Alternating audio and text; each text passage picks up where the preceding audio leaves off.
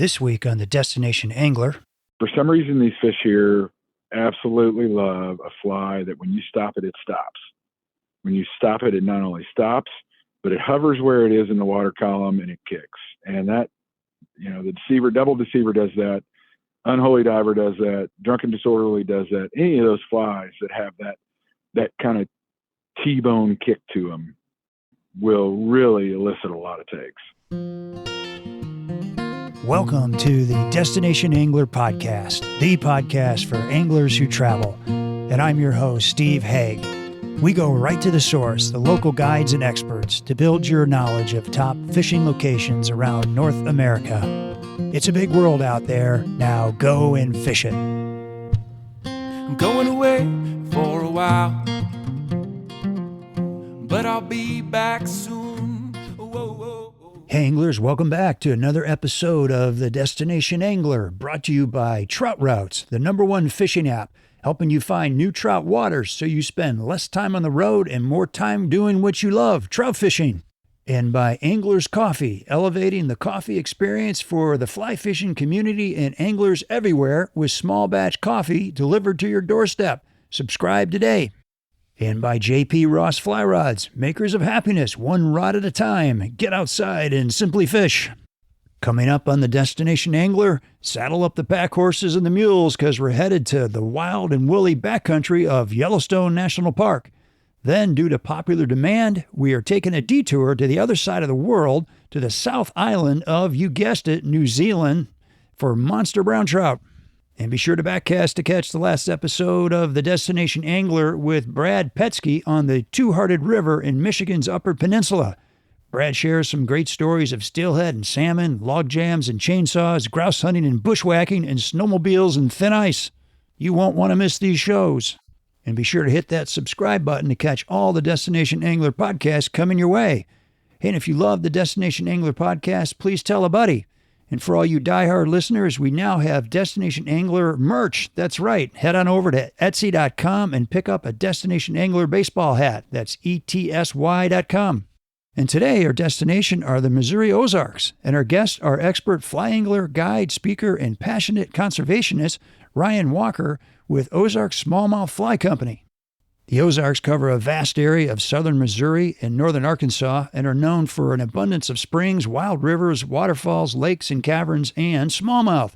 Sparsely populated and heavily wooded, the Ozarks provide a hardscrabble life for smallmouth bass that may take up to a dozen years to reach just 17 inches. Ryan gives us a great rundown of what makes the Ozarks so special, his top streams, and how he approaches them by the season, including his home waters, the James River, his favorite fly patterns, some of which may surprise you, and stories on the Meanmouth bass strain. Ryan grew up in this area and has guided for salmon, steelhead, and trout, but in 2016, he switched to smallmouth bass guiding and founded the Ozark Smallmouth Alliance, a grassroots effort aimed at educating people about smallmouth bass conservation. And for all you trout anglers, you guys might just want to check out one of my favorite podcasts, The Wet Fly Swing, and episode number 157 with Brian Wise. Brian covers the streamer fishing game and fly tying for the big tailwaters in the Ozarks and gives a huge tip on a White River tributary that I bet you've never considered. So head on over to The Wet Fly Swing and say hi to my friend and host, Dave Stewart. Ryan, welcome to the show. Hey, Steve, thanks for having me, man. Glad to be here.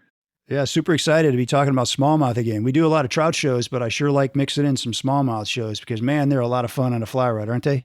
Yeah, they're the perfect fly rod fish. They're strong and aggressive and prolific. So yeah, we love them. Yeah, man. All right, so it's late February, kind of cold outside, and I'm wondering what's a guide do in the middle of the winter? Either freeze to death or just tie a lot of flies. But okay, I did manage a trip last week, and we ended up, believe it or not, with a mid-February 20-incher. So wow, miracle of miracles, and of all things, chasing trout while we were at it. So oh my gosh. So wait, how did you get this 20-inch bronzeback? Tell me about it. So we were a longtime client, and I wanted to learn how to streamer fish a little bit better, and so we had low expectations going into it. weather was changing, lots of wind, 40, 45 mile an hour gusts. So we knew it was going to be tough. And we were on one of the beautiful little blue ribbon trout streams that we have here in Missouri. It's native rainbows, and the browns are stocked, but they're stocked below the areas that we were fishing in. So anything up in the area we would have been what I call feral, to come up and taken residency. And we were running through a lesson on sink tip and hover, what I call hover fly fishing, which would be, flies that stop at a particular depth in the water column. And right. Client looked at me and he goes, just looks back and he says, "Hey, it's kind of squishy." And I said, "Well, set the hook." Squishy. And, I've never heard that. Swings are free, right? So sure enough, he set the hook and he goes, "I don't know what I've got, but it's got weight to it." We saw a little flash of gold, and I thought, "Oh, he's great. He's got a good brown. This day's gonna turn out." And he goes, "Ryan, I think this is a smallmouth." And I said, "No. It's water temperature was 47, so it was super cold, and we were a few miles downstream from where the good smallmouth water is." And sure enough, he got it close to the surface, and it turned out to be a 20 1/4 inch fat 4-pound smallmouth, and his personal best. My first 20 incher of the year for a client, and just one of those days that you just, unexpected gifts, right? Yeah. Oh my gosh. How old is a 20-inch smallmouth in your waters? And here, that fish is probably between 12 and 18 years old, depending on, where he's at. They grow really slow here. They, like you've heard me say it before, I think. They live a pretty hardscrabble existence. And, our 12-inch fish is 6 years old usually. So yeah, that fish had been in the river for a while, and it was native, which is a beautiful thing. And, sure.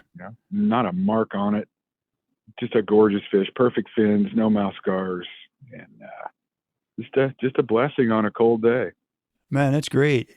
How fast do smallmouth grow in other parts of the country? Because they grow a little slower in your area, correct? Yeah, they do. So we have two strains of smallmouth here. We've got the northern strain, which is our river fish, and the fish that they've stocked in the lakes. Most of our river fish are native. And then we've got another fish that is specific to the Ozarks, and that's the Neosho strain. And it's found in half a dozen counties in the southwest portion of the Ozarks, Missouri and Oklahoma. And so a fish, let's say, a 6-pound fish in Lake Michigan or Lake St. Clair, is half the age of a 4-pound fish or a 3-pound fish here. They just have a whole different forage base, and they're not fighting the current. They're not fighting, generally not fighting predators from overhead, and just a little different way of life up there. Yeah, I think they're kind of the same strain of fish, maybe a little different subspecies up there, but they sure get bigger and they grow a lot quicker. Huh? No kidding. Well, I know you're a big proponent of catch and release, and boy, I got to believe if people were keeping fish down there a lot, that would really shut the fisheries down. Yeah, and it's, honestly, I hate to say it, but it's gotten a little bit worse over the past couple of years. The smallmouth has just boomed in popularity, and not just here in the Ozarks, but everywhere. Right. You look at some of the pages on the socials, and everybody wants to catch a smallmouth on a fly. Specifically here in the Ozarks, I don't think people really realize how long it takes for them to get. Our 90% of our streams here have a very liberal bag limit, so 6 fish and 12 inches. We have some special management zones that are 1 fish at 15 or 18 inches, but that's the exception, not the rule. So even a 12-inch fish has taken 6 years to get that long. So it's just education, and the pressure on fisheries right now, as I'm sure you've seen, has really gotten to be quite a bit more over the past couple of years. So as a guide, I'm continually looking for ways to get around that pressure, looking for things to mitigate the number of running into running into the wreck floaters and the guys out for, just a day trip, right? Yeah, right, right. Let's talk about the Ozarks because I want to hear about just kind of how wild and beautiful this place is. Can you give us a little flavor of that? I know you said in one of the videos I watched of you that it's the last beautiful place. Why do you say that? Well, maybe the last beautiful place in North America is wrong. I spent a lot of time in Alaska, and that's pretty beautiful. And Montana's got some pretty beautiful places, but we're right in the center of the country and get overlooked. We're in flyover country, and the Ozarks Plateau spans roughly 4 states. So the majority of it is in Missouri, from the southwest corner to a line north to about the Missouri River, and a line east over to close to St. Louis, and then back down, kind of cutting at a southwest angle into northwest Arkansas and northeast Oklahoma. And it just still is,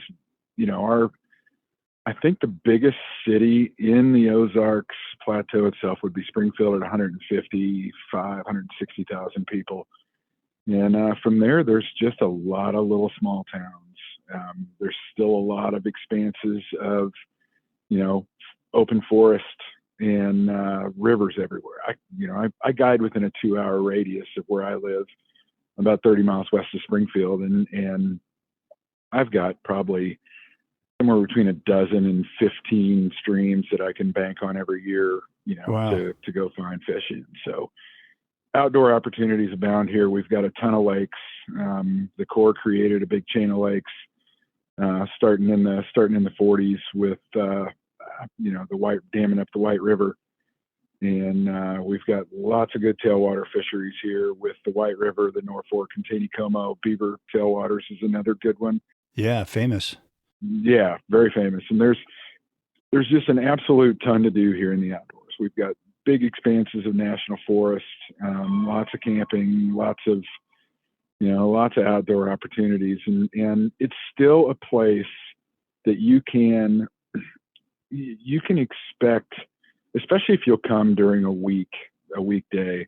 You can go on a trip with me and expect to see very minimal, if any, people on the river. Oh, good. So there's some exceptions to that, obviously, in the summertime. My home waters gets pretty busy with wreck floaters, but I've got some private accesses, that I can mitigate that through. So it's a good place to come. It's somewhere you can still get lost. Yeah, that's great. Would you say it's remote? How wild is it? Yeah, it's remote. So little story of the same client I had out on that that caught that big smallmouth. I had taken him down that same river. Oh, I don't know, it was 7-8 months ago, about a year ago, actually, late winter trip in March. And we got stranded because of something in the water cut a hole in the bottom of the raft, and we were stranded. And honestly, Steve, I was a little worried how we were going to get out of there. Neither of us had cell service. We were a mile and a half into a 6-mile float. Closest house or anything to me was about 3 miles away. Oh, wow.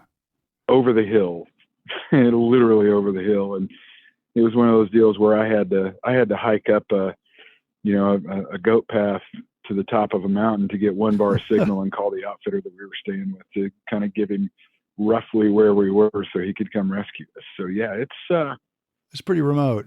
Yeah, it can be pretty remote. It really can. Yeah. Oh, that's cool. Well, can you talk about, just for a second, maybe a couple of the more well-known rivers down there that maybe not giving away your honey hole, but some of the more well-known places people can come? Sure. Yeah. So, starting over east, there's the Current River, which is a well-known destination. There is the Merrimack, which is another well-known recreational destination, but both of those rivers have incredible fishing. They're both fairly close to St. Louis, so they do get a little bit of traffic, but that's usually in season.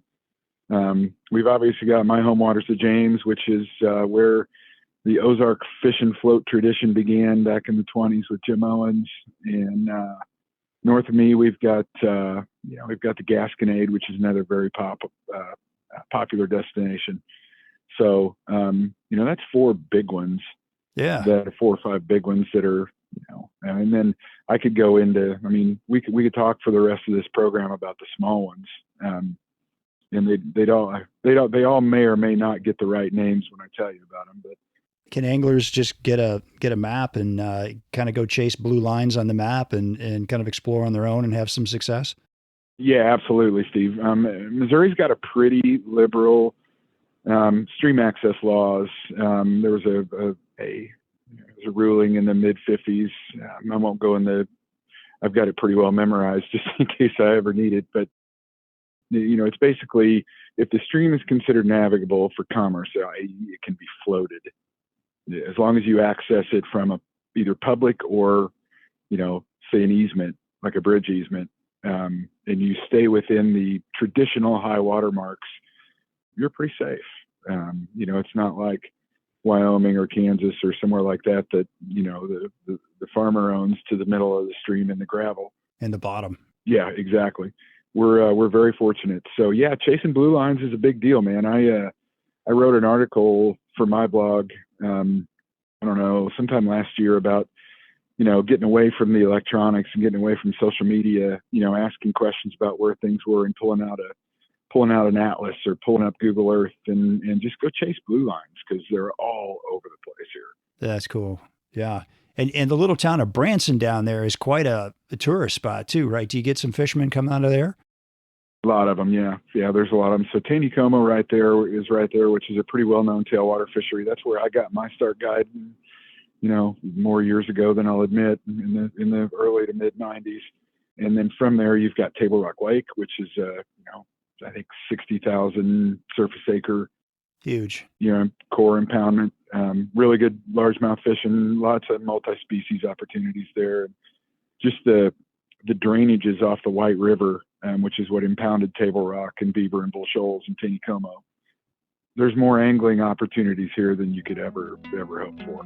Yeah, that's awesome. A lifetime, it sounds like. So I was in Colorado last summer and came across this really incredible app called Trout Routes. If you've ever looked for a good map to help you with anything from public access to finding the best trout streams in a given area, I highly recommend checking out Trout Routes. Trout Routes has mapped out every stream by state with very detailed access maps for every stream, and they have over 15 different map layers with hundreds of thousands of access points. They also have local fly shops, the ability to take notes, and even local stream regulations, and you can download maps for offline use. Today, Trout Routes covers 23 states, including Montana, Colorado, Pennsylvania, Michigan, Wisconsin, North Carolina, West Virginia, and more. And they will be adding 10 more states this year, including states like Utah and New York. So if you have an upcoming trip or looking to explore nearby streams, I suggest you check out Trout Routes today on your Apple or Android phone. Don't leave home without it. Hey, we're super excited to have Angler's Coffee as our newest sponsor. Lifelong fly angler and 40-year coffee veteran Joe Monahan founded Angler's Coffee with two goals in mind. Angler's Coffee offers a full range of coffee flavors and roast styles backed by a 100% no questions asked satisfaction guarantee. The coffee beans are selected for their great flavor and responsible growing methods from small farms around the world. Each batch is roasted fresh daily and orders are filled quickly to ensure your coffee arrives at peak freshness for you to enjoy at its very best. Let me tell you, you're going to fall in love with this coffee. It's that good. And what's super cool about Angler's Coffee is they support a wide variety of causes and organizations that directly impact the fly fishing community. Currently, a portion of every sale is donated to Warriors on the Fly, an organization that utilizes the therapeutic aspects of fly angling to military veterans recovering from PTSD. And $1 for each bag of their Artist Series coffee is donated to Casting for Recovery, who provides healing retreats for women with breast cancer. So head on over to anglerscoffee.com to check out their great selection of coffees and the organizations they support. That's anglerscoffee.com. Yeah, what kind of wildlife do you see when you're out there? Oh man, it's you mean off the river, in the woods? Yeah, Yeah. So we've got lots of white-tailed deer. We've got tons of migratory birds, elk now. Missouri had their first elk season open in years last year. Lottery system, tag drawing only. We had our first bear season last year, black bear season last year. I didn't know that. Yep. So that was another, they set up specific bear units and you drew for the tags. And We've got good game bird population. Lots of more. We do a lot of bird watching here at the house, and so lots of bird watching to watch. And the bald eagles are back in force. We've got lots of resident bald eagles now, so there's tons of wildlife opportunities here. That's great. And you got armadillos too, right? Yeah, yes, we do. Yes, sir, we do. They are an interesting little critter. I'll say. I've been to the White River several times, and driving from Indianapolis, as you kind of get into Missouri, get south of St. Louis, and so all of a sudden we're seeing these dead armadillos along the road. Like about every 100 yards, there's a dead armadillo that's been run over. And I thought, I had no idea there are armadillos over there in Missouri. Yeah, they've been moving up here for a couple of decades now, and it's over the past 10 or 12 years, it's really gotten to where they're just a common occurrence. We see them. I get them. We live kind of remote too. We're sitting on 100 acres here, and we see them. They do a good job rooting up the ground, and I don't know why when you're sitting in a tree stand, a squirrel or an armadillo sounds more like a deer than a deer does. But is that right? Oh my gosh! Yeah, of course. Make a ton of noise. Yeah. And you see them dead on the highway because they get startled and they jump vertically. I mean, they can jump like 3 feet from a standstill. And that's usually their demise right there. So. Oh my gosh. Now you mentioned Jim Owens a little bit ago. Talk about him, because didn't he invent the John boat or something? He was, yeah. So I don't know if he actually invented the John boat, but he made it what it is today. So Jim Owens started floats on the White River. I think it was in the late teens, early 20s. And there are some really cool old Conservation Department black and whites of his float trips on some of the rivers around here, mostly on the White River. And the James. And so, yeah, if you think of the modern day float trip in the Ozarks, Jim Owens is the grandfather of all that. So his John boat design was specifically to get 2 or 3 people in there and still be able to maneuver and still be able to, get through, the thin water we can get here in the summers. Okay. That's interesting. And then, you've got some interesting history with Native Americans and moonshiners and carpetbaggers and a bunch of other characters. Yeah. So, this area was home to several different Indian tribes and arrowheads everywhere. I mean, I've got a friend who has just that eye for arrowheads, right? And he can find a dozen every time he's out, just not even digging, not even screening or anything. So there was a pretty good, you come through here sometimes, Steve, and you get down way down into the Ozarks, I call it, through Ozark or Texas County or Oregon County or somewhere like that. And you wonder what caused people to stop on their migration out west, as the homesteaders were moving that way, because it is Hardscrabble. And so, the history of here is a Hardscrabble people making a Hardscrabble life, but making it work and having that can-do attitude. So you listen to, there was a lot of moonshiners and revenuers chasing each other here, I'm sure, just as much as there was in Mississippi, Louisiana, all those places that are famous for it. But yeah, it's I don't know probably as much about the bald numbers as I should, but I know that's a pretty interesting story if anybody wants to do some research on it. Bald numbers are the moonshiners? Yep. Yeah, that's fascinating. Hi, everybody. This is JP of JP Ross Fly Rod Company. We love listening to Steve and his guests, and we hear over and over again how much people love fishing small streams and the magic and tranquility that they get from being on the water on these small streams. Well, it's inspired us so much that we make fly rods for small stream fly fishing, and we've been doing it for 25 years. We make fly rods as short as 5-foot 3-weight 3-piece called our rock hopper. We make rods out of E-glass, S-glass, carbon, and carbon fiber hybrid. Check us out at jprossflyrods.com. And do me a favor, send us an email and tell us why you love fly fishing small streams so much. We'll send you a gift of a sticker pack or hat, and we'll even give you a discount code for listening to the Destination Angler podcast. We sure do appreciate your time listening to this ad. Check us out at jprossflyrods.com. All right, well, let's switch gears for a minute and let's talk about your Ozark Smallmouth Alliance. I watched your video. You've got a couple of them where you talk about this. Super interesting. One's called Free the Fighter. And I was kind of wondering if you could talk about, why you started this. And you say in the movie at one point, like they're a gift to you. And I'm really kind of curious what that's all about. Well, so OSA started 2015, 2016, somewhere in there. And this is literally how this thing progressed from where it was then to this, where it is now. I had just seen a sign that another smallmouth alliance, another conservation group, had put up about how long it takes, as we talked about earlier, a smallmouth to grow to quote unquote keeper size.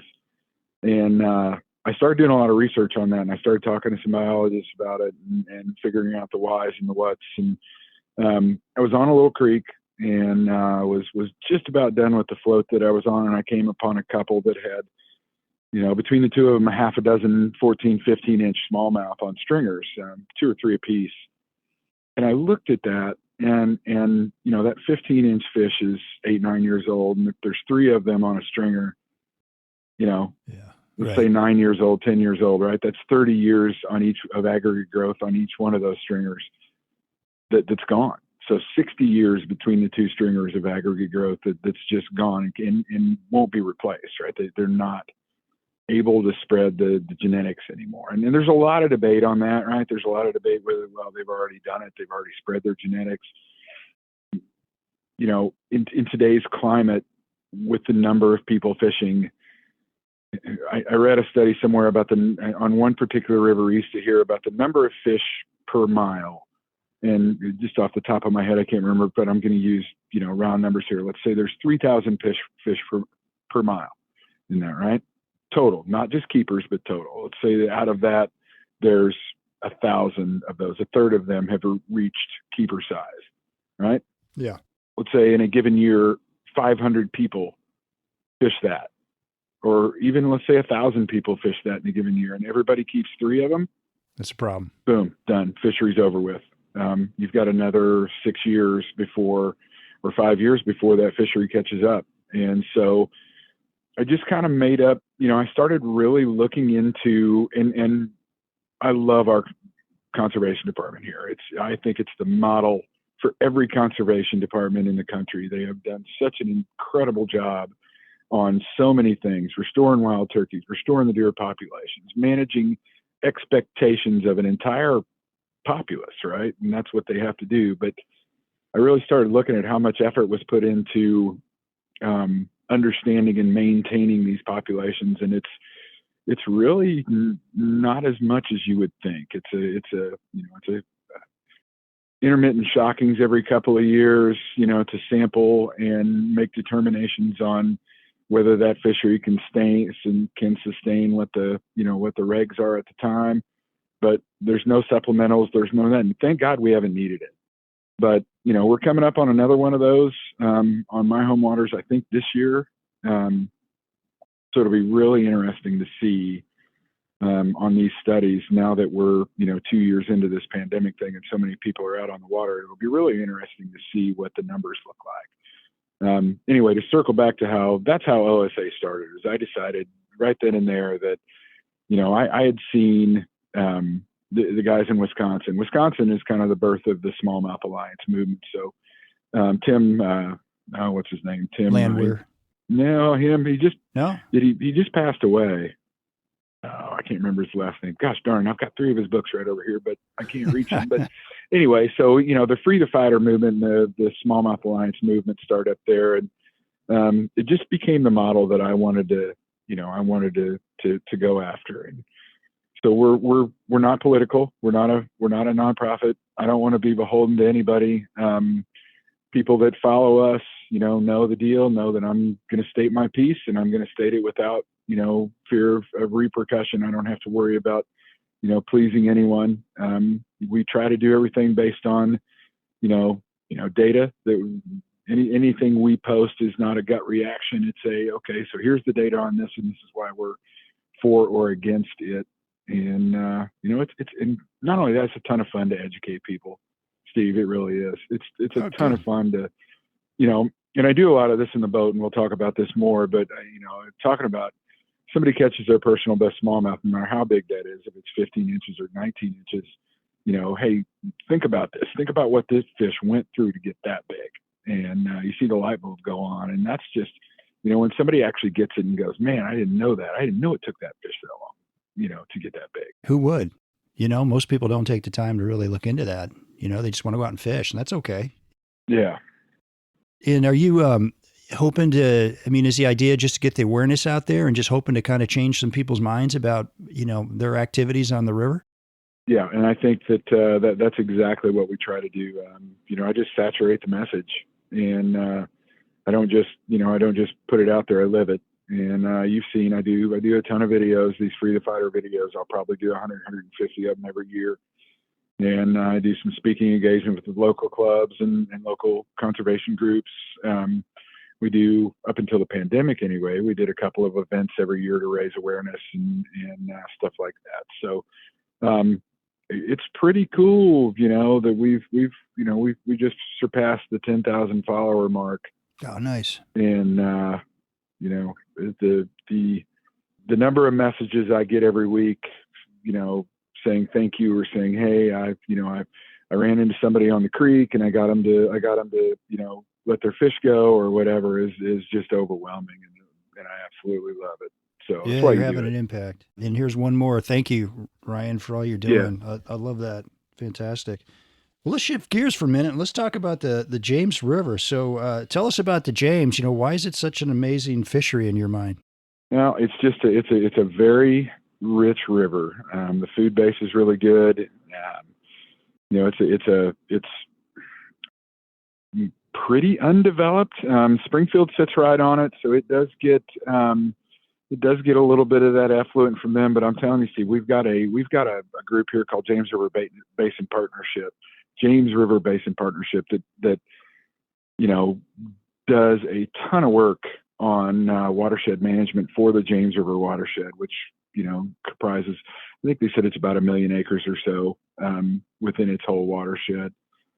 And it's a long river by Ozark standards, from its beginnings up in Webster County to where it ends now at Table Rock Lake is like 95 miles.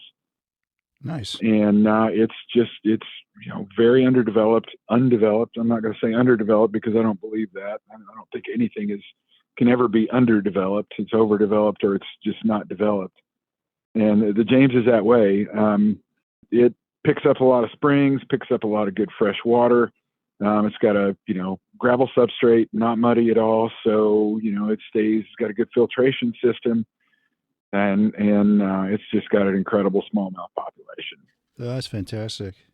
And how's the public access along the James? It's really good. On the what I call the middle stretch of it, from say Springfield down to the lake, is pretty doggone good. There's 5 or 6 public access points that are managed by MDC, and there's a couple more that are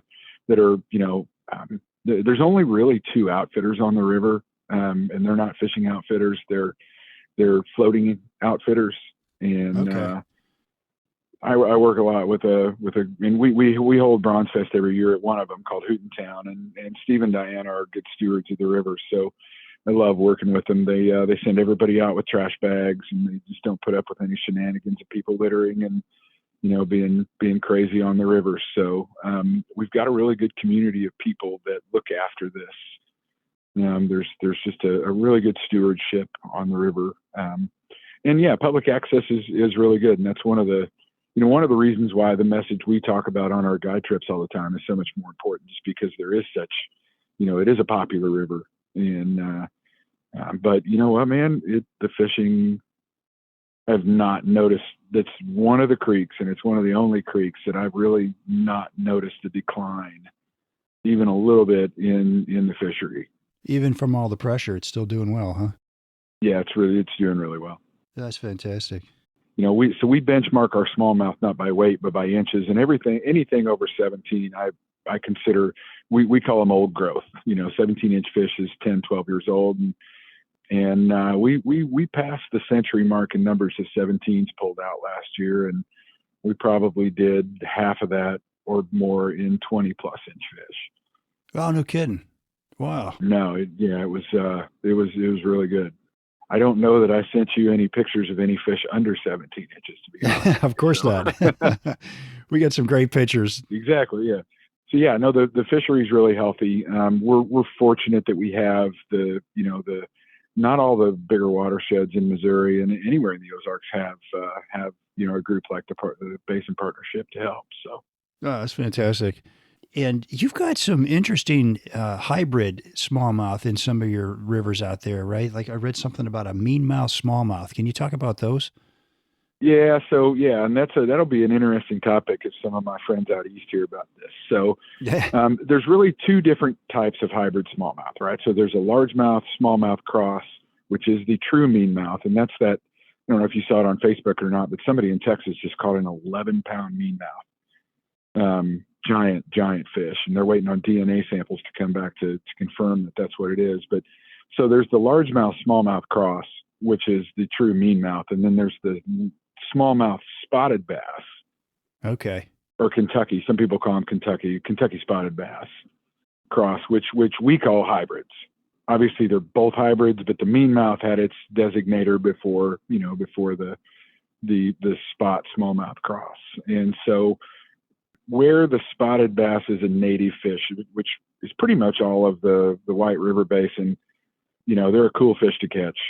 Some of the folks out east don't like them as much because they're not native out there. They've been introduced or introduced themselves via flood or some other method.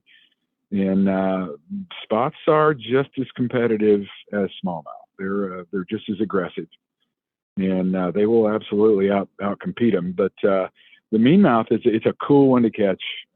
It's kind of got the I don't care, I'm going to eat it anyway attitude of a spotted bass cross with the bulldog fight of a smallmouth. So I consider them a very cool fish because pretty much every river I fish or guide on, the spot is a native fish as well. So. Oh, no kidding. All right. And I read something kind of crazy about them that they've been known to attack swimmers and dogs. Is any truth to that? I don't know. I hadn't heard that one either. That doesn't happen to you, huh?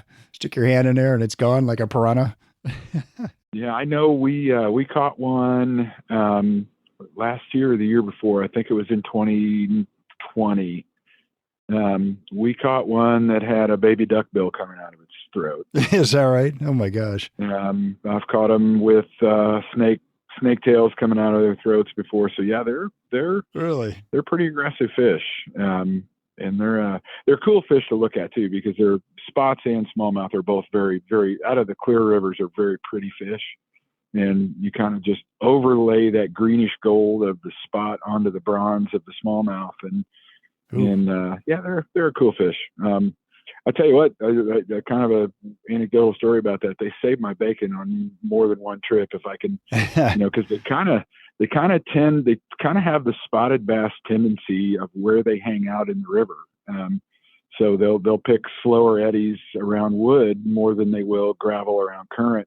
And I've had some rough trips where I know that there were spots in Meanmouths or hybrids, and I just sort of slid my customer over into that and pulled the trip out by a pod full of spots and hybrids. Preserve the tip, right? Yeah, exactly. Oh, exactly. Man. I'm curious, what's your personal best in all these years of fishing for smallmouth? 22.5 inches. 22.5 out of the James River. Yeah. Would have been, it's been a minute. When was that? 2015, 2016?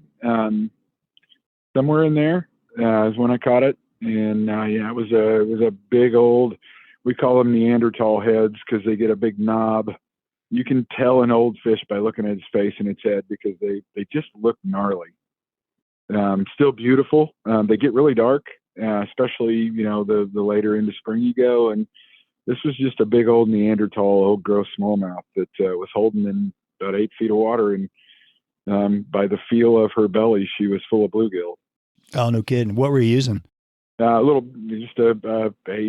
weighted bluegill pattern that I tie. It was kind of, I didn't even have a name for it. I mean, it was sort of, if you've ever seen the lunch money, it looks sort of like the lunch money. Huh.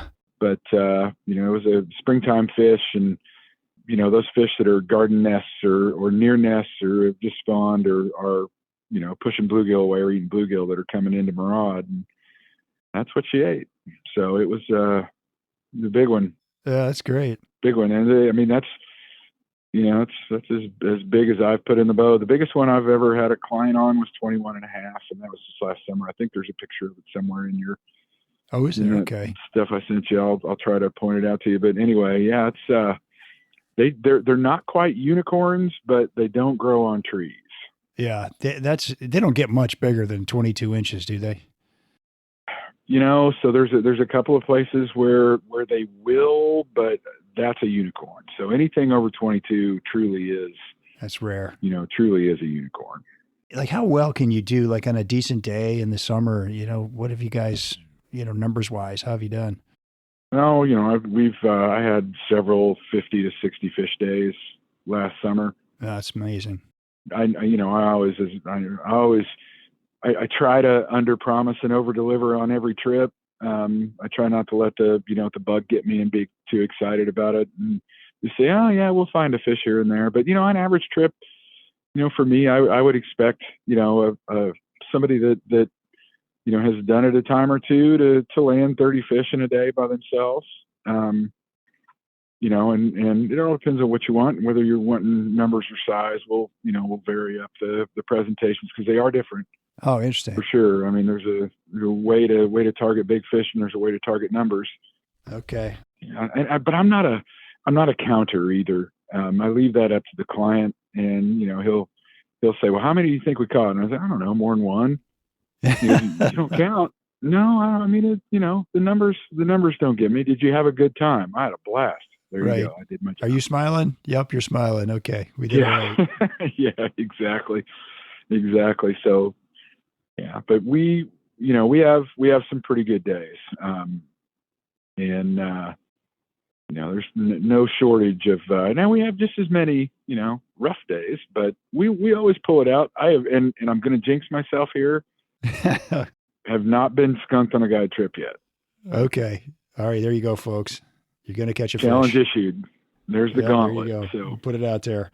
Well, okay. So what was it, as a kid, I'm kind of curious, how did you get into fishing in general? And when did you sort of start thinking, man, these smallmouths are a ton of fun?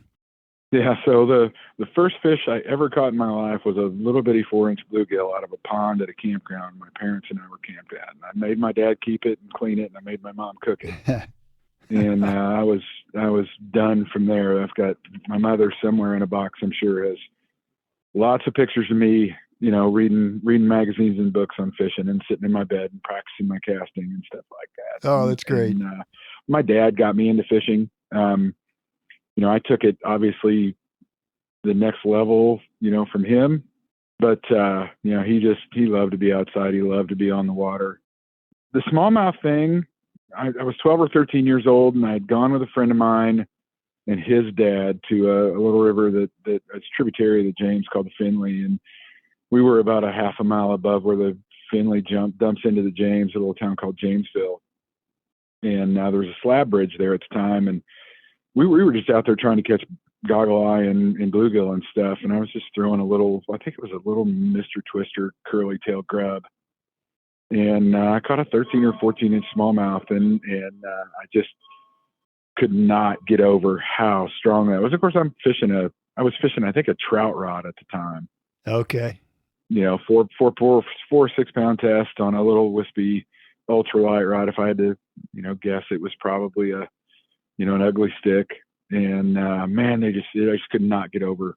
And that did it for me. That's all I wanted to fish for. Ruined you. Well, that's not all I wanted to fish for, but when I went fishing with my friends, if I didn't get vetoed or if I was driving, we went somewhere with brownfish, with smallmouth. And you ended up being a trout guide for a long time, right? Yeah, isn't that funny? Yeah, it is.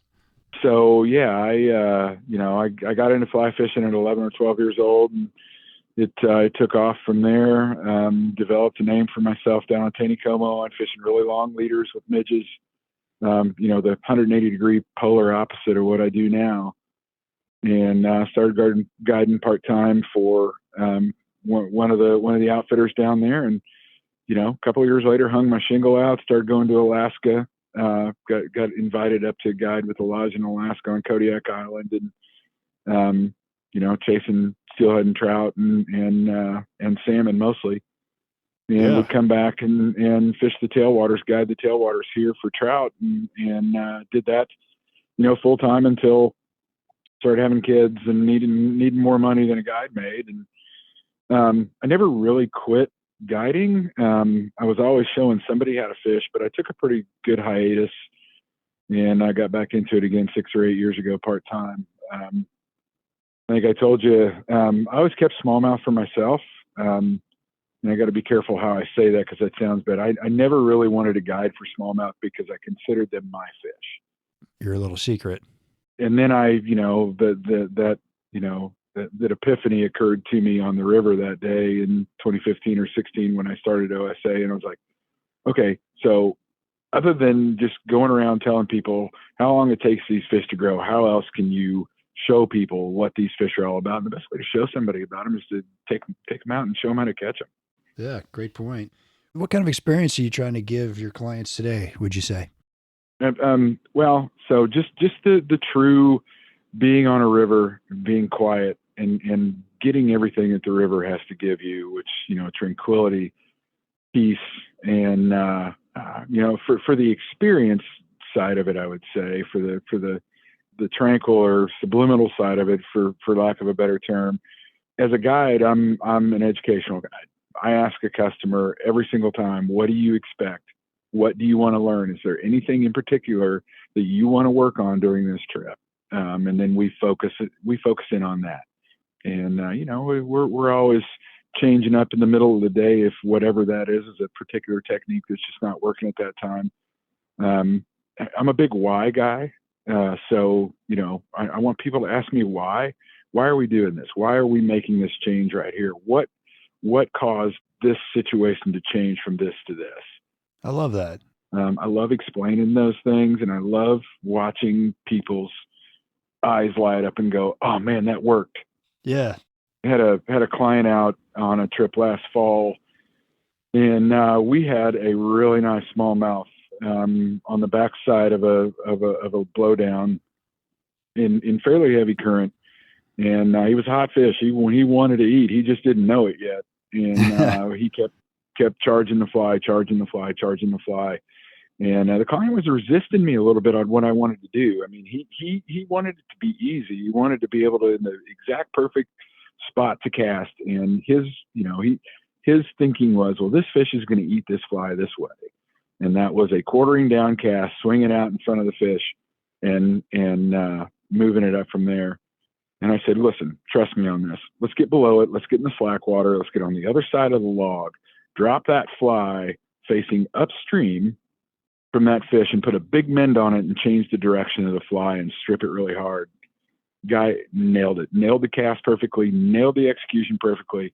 And sure enough, after, 30 minutes of messing with this fish, trying to get it to eat, as soon as that fly changed its attitude, the fish just levitated and sucked it in and ate it. And, I'll never forget the guy going, I never would have thought that fish just was looking for it to react and behave in a certain way.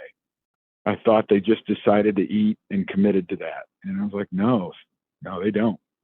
At some point, you've got to make these fish eat. So by shifting from downstream to upstream, what are you doing with the fly then that's different? Is it sinking faster? What's it doing that's different? So our original presentation on that fly was just a standard streamer presentation, quartering down, allowing the fly to run along the current and then ripping it off of there really fast and trying to cause a reactionary bite. This fish obviously did not want to eat. He wanted to be fed. What we had to do was get on the other side of the log where the eddy was and give that fish a minute just to make sure that this is what I want to commit to. Just get him comfortable, if that makes sense. Sure. And so basically we got below the fish. I showed him how to make the cast, how to throw the mend on it to where when the mend hit the fly changed orientation. Okay. And as soon as it did that, it hovered right where it was. It sat there for 2 or 3 seconds, and the fish got comfortable, and he just very innocently hovered up to it and sucked it in.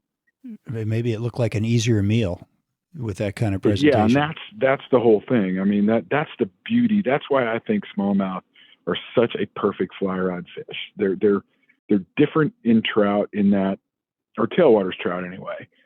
You know, a lot of times on the tailwaters, these fish are all reactionary bites, right? So they're banging the bank and you're ripping it off and getting those fish to chase. So a meal's getting away. Now smallmouth will do the same thing, but there are just days where they need to be made to eat. They need to be fed, and not, you know, they're just not interested in, you know, they don't want to work so hard some days. Right. And wintertime is the perfect example of that, is where presentation and your placement of that fly and where it is in the water column has almost got to be perfect, because those fish don't have to eat. Their metabolism shut down, and they really do not have to eat for days at a time. And so, yeah, it's that's what gets me going. That's what, when somebody walks away from a trip with me and they can take what we've done on the water to where they fish and apply it and make it work, that I feel like is the job of a guide. That's really cool. Ryan, what would you, like if you were going to give people a crash course in smallmouth fishing, like what kinds of things would you want to cover? Oh boy. Yeah, that's funny that you talk about that. We spent 3 hours, my little group and I spent 3 hours on the phone yesterday talking about Really how we can incorporate all of that information in a 3-day class. in 10 minutes, 3-day class in 10 minutes here, right? Yeah, exactly. So the biggest thing that I see on somebody wanting to get into the smallmouth game is it's the cast. 100%. Going from casting an indicator maybe and a couple of nymphs, or let's say they're Euro nymphing, right? So they're, not much line out. The streamer cast it's just a different, there's more energy applied to it. It's got to be great. Back cast and front cast have to work together perfectly. And my crash course would be, go out, find the cover for the water that you're on, and just keep that fly in the water. It is an attrition game with smallmouth. As many casts as you can, find all the cover that you can, keep them, keep the fly in the water as long as you can every time. And don't be afraid to lose flies, because these fish are structure oriented fish. With the exception of spring when they're spawning, and fall, they're not very reckless. They don't get big by being stupid. Don't be afraid to lose flies. Don't be afraid to experiment and unlearn what you know about normal traditional trout streamer fishing at all. Right. So they're a different fish. They are, yes, absolutely. They are a perfect fly rod fish with their aggressiveness, but they are not pushovers. Well, let's break this down because I have a lot of listeners who are trout fishermen. We do a lot of shows on trout. Like you mentioned cover. What's cover to a smallmouth? How's it different than cover for a trout? Well, so cover to a smallmouth is for us, because, a lot of the rivers and creeks that we're fishing in aren't moving as fast, let's say, as their cover. And this is one of the things that Dave Whitlock preached about a long time ago, is that smallmouth and trout will hold in almost the exact same waters a lot of the time. Their behaviors, as far as how they feed and where they're looking for, are really similar. So our cover in a lot of the rivers we fish here is big rock. Okay. Boulders on the bottom, depressions in the bottom is cover. Depressions in the bottom is a way for the fish to get out and away and under the current. And what else does that with them? If they're doing it, their forage base is doing it as well. We do have a lot of woody cover. We're subject to a lot of floods down here because of how narrow and you know, our rivers are, you know, forest line. Most of them are anyway. Yeah. And so we get a lot of wood in the water, and you know, cover varies by season as well. So you'll find in spring that cover is going to be rock, and it's going to be, you know, as the water warms, that cover is going to start to turn into wood near fine gravel and spawning areas with deep water and current adjacent. As the summer goes on and the water warms up, it's going to be more swift water with big rock, and you know, that big rock and big boulder is going to be covered. When you get into fall, we're turning around. I mean, so in the fall, one of the things that people don't think about is that by September, those fish that have survived from, you know, the eggs being hatched, and not just smallmouth fry, but bluegill fry, largemouth bass fry, sucker fry, catfish fry, are all pooled up in eddies or in, you know, slack current adjacent to heavy current. So that's where those smallmouth are going to be in the fall. Fall to me here is just such an amazing time. The scenery is incredible. The fish start to lower their defenses because water temperature's starting to cool down a little bit, and those fish are starting to want to feed up for the winter. And so they start crashing shoals and busting up big pods of bait. And later into the fall you go, the wood becomes more important on that structure, because the wood creates eddies and slack water, and that eddy and slack water is where the fry, the young of the year, are holding out and seeking shelter. Yeah. Okay. Yeah. Say more about food sources. You were rattling off some of the fry that they're going after. Well, like, what are the food sources? Like, if you go spring, summer, fall, and how does that change as you go through the year? Yeah. So, you know, spring, we start seeing the crawdads. Water temperatures hit 50. We start seeing the crawdads come out and move around a little bit more. So crawfish starting from spring to the end of fall are a constant for our smallmouth. Okay. They're not a great meal. They're hard to get. And, you know, I got to imagine they're pretty rough going down. I'll bet. But they're an incredibly important food source. You know, minnows, shiners, the young of the year in the spring are very, very important. As we move on in, you know, to early summer, when the sunfish start spawning, they move up into the flats, into really fine gravel, and build their dishes and have their eggs. And so at that point in time, bluegill, long ear, you know, sunfish like that become incredibly important. And, you know, the summertime's a maintenance time for smallmouth. That's when they're going to, you know, they're pretty predictable on where they're going to hold. They're going to be in anywhere they can find higher oxygen levels, anywhere they can find a little bit better current, where the water's going to be a little bit cooler. Yeah.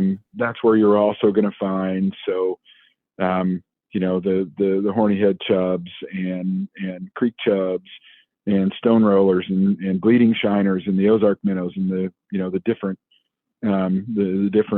shiner base and minnow base that they eat. Sculpins also are a very important forage base for our fish here year round. I fish a lot of sculpin patterns through the summer. That's when they're pretty active. Okay. And as we get into fall, that forage base starts to grow up a little bit. They are crashing, you know, those, like I said before, those slack water areas full of minnows and full of young of the year. That's also when, you know, bleeding shiners and Ozark minnows and Ozark shiners and, you know, the horny chubs and what we call slicks start grouping up, and you'll just see big schools of them all over the place.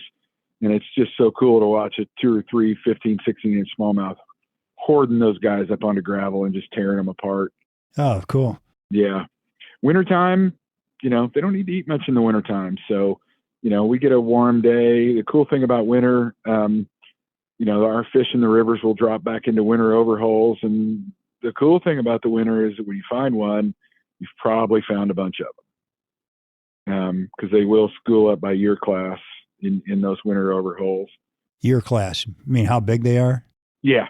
So up to a certain point, you know, those bigger fish are always kind of loners anyway. You know, here in the river anyway. But in the wintertime, it's just like whatever drifts by is going to probably, if they want to eat, they're probably going to eat it. They're going to mow it. What, I haven't heard you talk about topwater. That's real big over in Indiana. We catch a lot of smallmouth on top. Yeah, it is here too. Our best topwater months are mid-June through mid-August. Okay. When the spawn's done and the bluegill starts spawning and everything else starts moving, we start getting, Steve, we get a hex hatch here on several of the rivers. The James one, it's about a size 4. I mean, it's Hexagenia lambada. Yeah, they're huge. Yeah, it rivals the big green drakes out west. Oh yeah. And so, but they start hatching in the evenings, mid-June, July through mid-August. And I can't tell you how many trips that I have where I tell the customer in the morning, in the middle of July, I say, look, morning's going to be slow. Gear yourself up for that. These fish were up all night eating mayflies and spinners. Yeah, because that's a nighttime hatch. Yeah, that's the nighttime action, exactly. Now, we capitalize on that in that time of year by throwing topwater early. But when their bite's off, it's done. It's switching over and dredging from there until, the fish decide they need to feed again. When the food, the cycle of life starts to, fire up again as the nymph becomes active to shoot its way up and emerge, and then you start seeing the duns come off. And but yeah, so we get some really good topwater activity over here. And if I had one topwater fly to fish with the entire season that we get it, it's a medium-sized double barrel popper in frog color. Okay. All right. I was going to ask you, what are your top 5 or 6 confidence flies that people should not, come there without? Oh yeah. So for topwater, it's going to be some sort of double barrel popper in either greens or chartreuses or red. Orange is always good to have on there as well. Last year, black and silver worked really well. We didn't get the Brood X hatch that everybody got. But we did get a really good cicada hatch. And so they were eating cicadas. And if you look at our cicadas here, there's not really any orange on them. Their back is dark green and their belly's kind of that chalky silver white. So we were doing the double barrel with a black and white marabou and some silver legs, and then painting the bottom silver. That's one that I would come here. I would not fish here, without some sort of a sculpin pattern, whether it's the Mohawk or, the mohair leech style sculpin patterns. Double deceiver is another one that I would definitely not come here without. Drunken disorderly is one that I 100% would not fish this water without. Okay.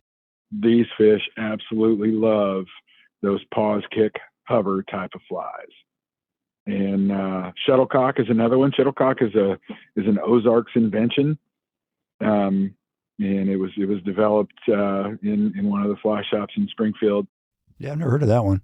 Yeah, it's basically on the Deceiver platform, but I've got a video of it up somewhere on my YouTube page, and it's another one that's the gear fishermen, fish flukes a lot in spring and fall when the bait fish bite is on really good, and the shuttlecock does a really good job of imitating that fluke, kind of the side to side jerk bait style action, if you will. Yeah. But in Clousers, I would 100% not have a box full of Clousers in half a dozen colors. Okay. And the colors you like there are just the standard chartreuse, whites. What else? Yeah, chartreuse white, chartreuse gray, gray white, brown white, crawfish, so brown orange. What's your favorite crawfish pattern? My favorite crawfish pattern is probably, there's one called the Razor Craw that I fish quite a bit, and then Schulte's low water craw. Huh. There you go, folks. Yeah. I've got one I call the Razor Craw. It was developed out west, and I've just modified it to fit the Ozarks. It's a lot bigger pattern, done with pine squirrel. I tie it, out west, they would drop it off the back of a hopper as a dropper on a size 10, 10, 12, 14 on a jig hook. And so here I tie them on a B10S in size 6'4", 2. Okay. But it's still all done with pine squirrel and lead eye. It's a very easy pattern to tie, and does really well on the crawfish. Okay. We talked earlier about big fish flies and numbers flies, and Yeah, we those are did. kind of my my numbers flies are those dredge flies, crawfish, leeches, sculpins. Not that I don't catch big fish on them, because I do, but those are the, let's knock out a quick 5 or 6, and then let's go hunting for that big dog with big streamer. How you doing that? How you hunting for those big dogs? Yeah, so we're, it's generally, I don't fish hardly any weighted streamers here at all. It's all unweighted stuff. Like I said, double deceivers, drunken disorderlies, lunch money. Well, lunch money's weighted, but it's small. Yard sales, any of those, any of the wedge head flies. So Andreessen's unholy diver. So fishing them on, whatever type of sink tip we need for, the water we're fishing. Generally in the summer we're fishing intermediate to type 3, and generally in one of the hover style lines, right? So something that's density compensated. For some reason, these fish here absolutely love a fly that when you stop it, it stops. When you stop it, it not only stops, but it hovers where it is in the water column and it kicks. And that, the deceiver, double deceiver does that. Unholy diver does that. Drunken disorderly does that. Any of those flies that have that kind of T-bone kick to them will really elicit a lot of takes. T-bone, like it takes off to the side. Yeah. So it's articulated, right? And when you stop it, it'll either glide sideways or that rear section will kick over when you stop it. Yeah, I got you. And it just seems to really, really get there. And it's amazing to watch because that strike just happens in slow motion. Yeah, it's cool. That sounds awesome. It's a lot of fun, but it's a typical low water scenario, right? So you're fishing intermediate to type 3, and they're not leader shy at all. So I fish as heavy as I can possibly get away with. Normally 12, 14 fluorocarbon Pound. Yeah, top water it's 20. Oh, really? Yeah, they're not leader shy. No kidding. 20-pound test. And they're not line shy either. Oh, really? Okay. And I've had some people tell me they are line shy. That's super interesting. No, I've never really seen that.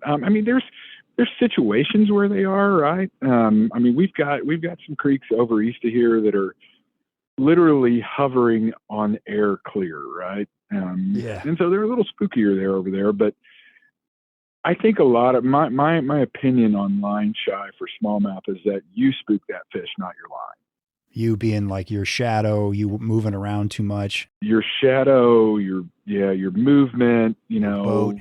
Right, the boat, something like that. I think that, I've never seen.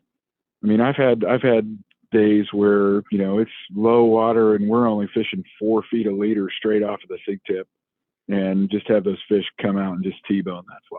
Yeah, I don't. Think No kidding. Yeah, just haven't seen. It may be different in other places, but I just don't think they're line shy here at all. That's cool. So maybe these fish aren't quite as selective. I mean, they are and they aren't. It sounds like you got to present the fly the right way, but once you do that, it's not like the leader is going to put them down. Yeah, no, I don't. I think if anything's going to put them down, it's either going to be your movement, or it just the fly. It's not the right fly. It's not what they're wanting to see. Right. You ever get out and do some wading? A lot. Yeah, a lot of it. You do. So in the summertime, that a lot of times we get low enough water where I've got a 12.5-foot river rat raft, and it's shoal to shoal, right? We've got low enough water that we're having to stop at the shoals that we want to fish below, so that we're not spooking the fish that we're going through. So we do a ton of wading, and Cindy and I, we get out all the time and wade, and I don't do many wade trips anymore, because I'd rather have that 6 or 7 mile float that we're going to do in a day.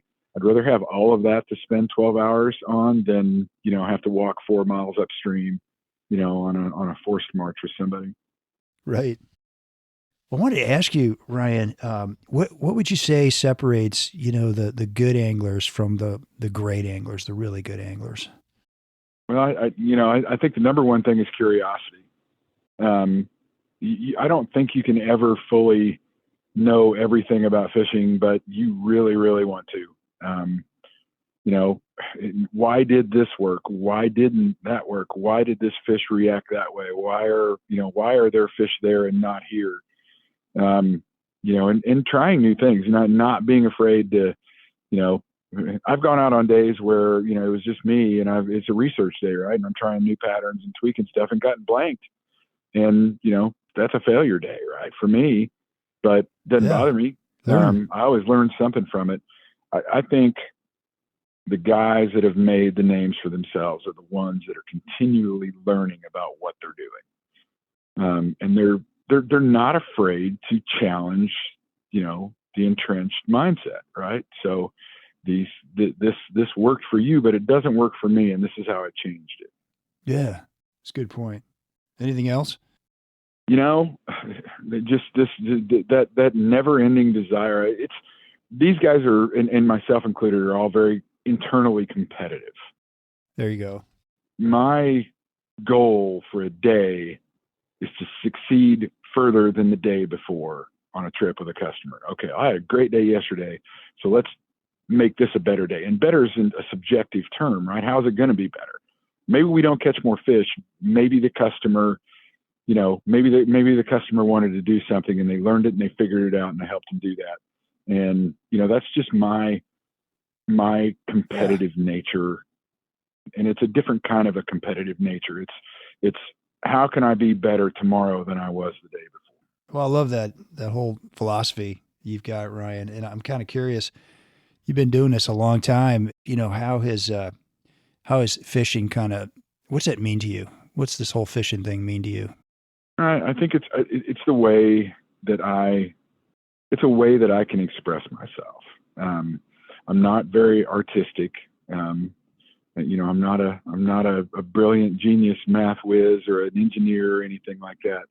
But I have gotten to a point where I know I'm good at what I do. And I know that every day that I'm out, I'm getting better. I'm not the best. I never will be the best, but I will always, every single day, get better. And it's something that I can get better at. It's something I understand. It's just, yeah. I mean, it's a part of me. It is an internal sense of this is what I was called up to do. Yeah, no kidding. Yeah, I mean, it's been that way my entire life. It's the only thing, from a career standpoint, it's the only thing in my life that has ever really made sense. I know why I'm doing this. Yeah, it sounds like it kind of just, you come alive because of this. Yeah, 100%. Yeah, well, you've got that gene. Some people have got it. Yep. You ever talk to somebody about fishing and it's like you're just getting nowhere. They're just not interested and it's just not going to happen. They're just not fisher people. Yeah, and it's not for everybody, but I don't know what I'd do without it. I don't know where I'd be, career-wise without it. And, maybe that's just the way it's supposed to be. But this is guiding and teaching people how to fish and educating people and trying to give them just a little bit of glimpse of how I feel about this is what I feel like my purpose in life is. That's awesome. From a career standpoint, the real purpose in my life is to make Cindy smile. But that'd be the wife, huh? Yeah. But the purpose in my, career life, my professional life, is to help people understand. It's an amazing life, Steve. I'm blessed beyond belief. And, anybody that doesn't think that, if they're in this type of an industry, I don't know why they're doing it, because you're certainly not going to get, wealthy beyond belief, but you will get wealthy beyond means, I think. There you go. In the important stuff. Yep. Well, I think the world's a better place because you're out there taking people fishing just about every day, Ryan. Thank you so much for what you do. Well, thank you. I appreciate that. Yeah. And, got any, I always ask my guests at the end of the show if they've got any tips on great restaurants, watering holes for the hungry, thirsty angler at the end of a day. So I would say there's two places, and one of them's hokey, one of them's not. And I'd say if you come to the Ozarks, there's two places you have got to eat. One of them is Lambert's, which is home of the throwed roll. You literally The throw what? rolls at you. Home of the throwed roll. Throwed? Like I threw it? No, like you raise your hand and say, I need rolls, and the server's standing at the back of the restaurant and he flings it at you. Oh, okay. Yeah. All right. And the other one is just a local place that's done really, really well called Flat Creek Restaurant. Okay. And it's they're good people. Their food is incredible, and there's more of it than. And I can eat a lot, but you got to eat at Flat Creek. If you come here to fish with me and you ask me where should I go eat, I'm going to tell you take the drive down to the lake and eat at Flat Creek Restaurant. Okay. What city are these places in? So Lambert is in Ozark, Missouri. Lambert's is in Ozark, Missouri, and Flat Creek Restaurant is in Cape Fair. Okay. All right, man. I got to check that out. I was just telling my wife we need to get down to the Ozarks here and do a trip, some fishing, and maybe hit Branson, Missouri and see a show. Yeah, come on. Let's go. Yeah, that's right. I'd love to fish with you. That'd be a blast. Yeah, I agree. Well, listen, how can people get in touch with you? So, we were talking before, my website's down for reconstruction, but all my socials are either Ozarks plural, Ozarks Smallmouth Fly Co. And then the alliance is Ozarks Smallmouth Alliance. Cell phone is 417-366-3617. And my email is osa_smallmouth@gmail.com. And I hope to have the website up by the middle of summer. That's perfect. Well, hey, man, thanks for being on the show, Ryan. Yep. Hope it was good for you. I love talking about this. So thank you for having me. Yeah, you bet. Wish you extraordinary success in all your ventures to follow. And folks, thanks for listening to another Destination Angler podcast. We'll be sure to post some fantastic pictures of the smallmouth and the scenery that Ryan's already sent me, and maybe some pictures of these favorite patterns he's been talking about. We'll put those out on our Facebook and Instagram pages. And you can always email me or DM me with comments and suggestions at shaig50@gmail.com. Hey, and if you like the show, please tag a buddy. Let them know about the show. Always, our music is by A Brothers Fountain. Hope you enjoyed the show, and we will see you again soon. Tight lines, everybody. Well, I'll go from the land to the shining sea. But I know there's more to life than what the eye can see.